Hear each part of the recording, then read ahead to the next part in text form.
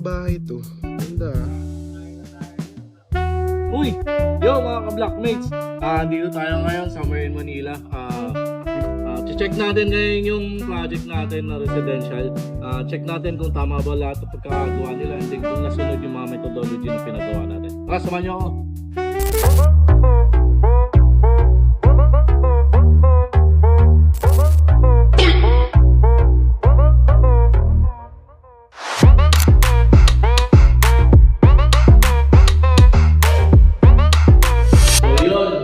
Checking, okay naman, wala naman naging problema, nasunod naman nila yung mga methodology na tinuro natin. At the same time, yung mga silan, ayan, sinunod nila, kung makikita nyo, ayan, may mga silan tayo nilagay. Importante yan para sa mga seismic job, lalo na pagka nagdindol, iwas cracking. So, silipin naman natin yung nasa baba kung ano yung naging resulta. Tara!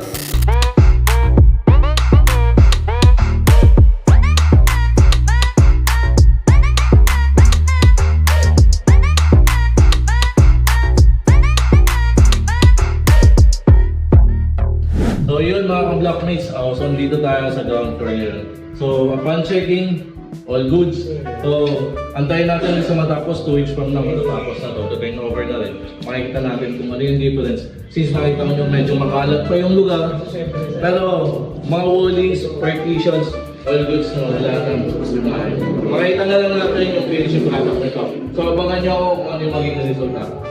See you next vlog.